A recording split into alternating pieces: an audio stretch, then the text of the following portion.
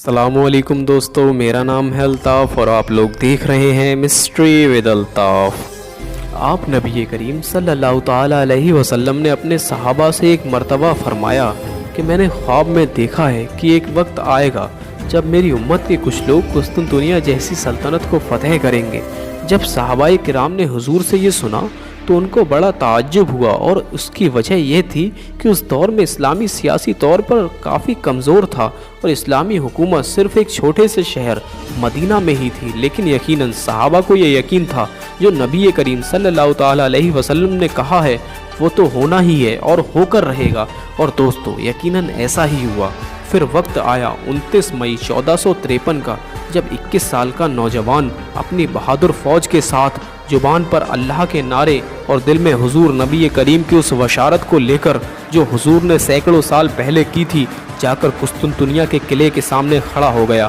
اور وہ نوجوان اور کوئی نہیں بلکہ عثمانیہ سلطنت کا 7واں سلطان، سلطان محمد الفاتح تھے۔ ان کا پورا نام سلطان محمد بن مراد خان تھا۔ ان کے والد کا نام مراد تھا۔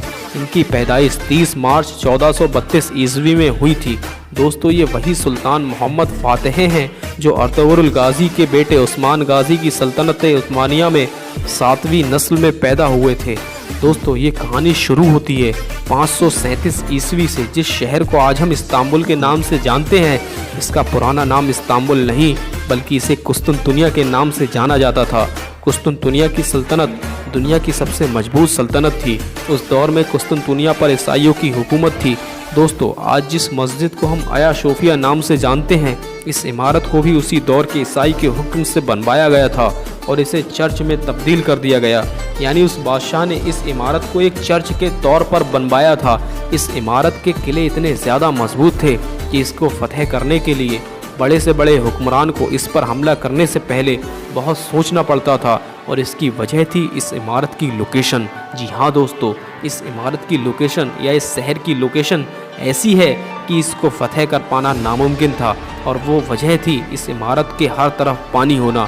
یعنی دوستو اگر میں آپ کو صاف لفظوں میں بتاؤں تو یہ عمارت 3 طرف سے پانی سے گھری ہوئی تھی اور صرف ایک طرف سے زمینی راستہ تھا۔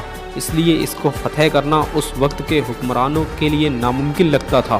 دوستو قسطنطنیہ کو فتح کرنے کے لیے مسلمانوں نے بہت بار اس پر حملہ کیا۔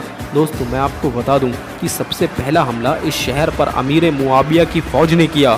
اس حملے میں حضور کے ایک صحابی بھی شہید ہو گئے تھے، لیکن انہیں کامیابی حاصل نہیں ہوئی کیونکہ اللہ تعالیٰ نے یہ عظیم فتح سلطان محمد الفاتح کے نصیب میں لکھی تھی۔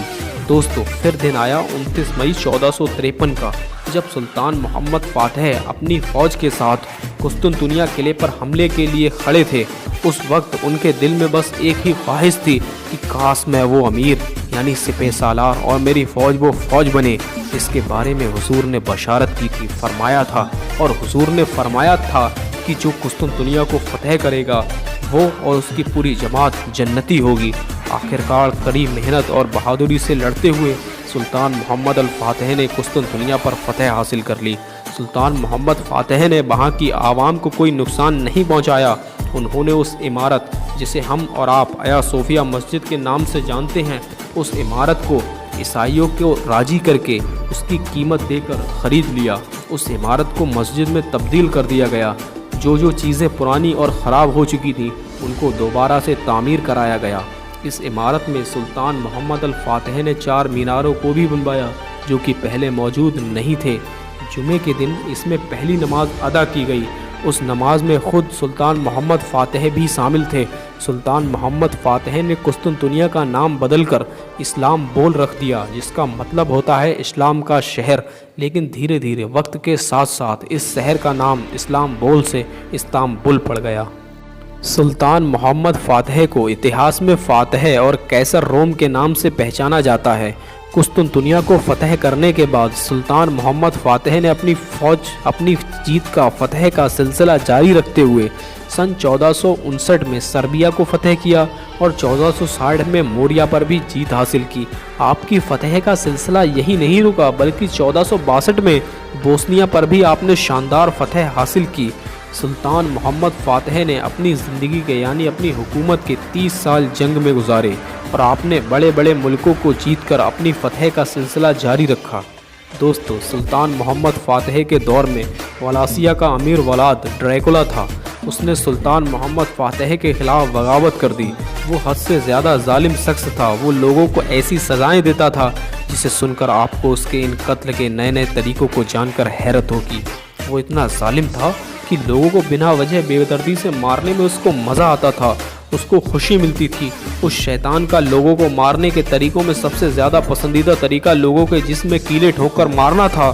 لوگوں کی تڑپتی ہوئی لاشوں کو دیکھ کر اسے سکون ملتا تھا، یہاں تک کہ شیطان کو خون پینے والا ویمپائر یعنی ڈریکولا کے نام سے جانا جاتا تھا۔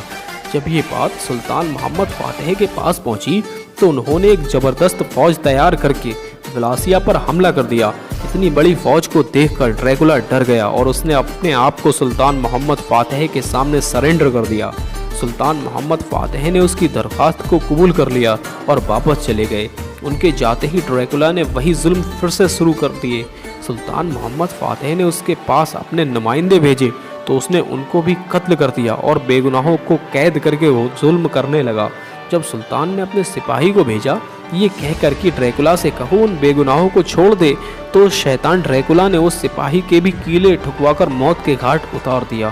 سلطان فاتح نے 1.5 لاکھ کا لشکر تیار کیا اور ڈریکولا کی فوج کو جہنم باسط کرتے ہوئے والاسیہ کو فتح کر لیا، لیکن ڈریکولا بچ نکلا اور ہنگری میں جا کر چھپ گیا۔ اس طرح سلطان محمد فاتح نے لوگوں کو شیطان ڈریکولا سے یعنی ولاد سے آزادی دلائی۔ تو دوستو، کیسی لگی آج کی ہماری یہ ویڈیو؟ اگر ویڈیو پسند آئی ہو تو ویڈیو کو لائک کریں، کمنٹ کریں، اور اگر آپ ہمارے چینل مسٹری ود الطاف پر نئے ہیں تو چینل کو ضرور سبسکرائب کریں۔ پھر ملتے ہیں نیکسٹ ویڈیو میں نئے ٹاپک کے ساتھ، تب تک کے لیے خدا حافظ۔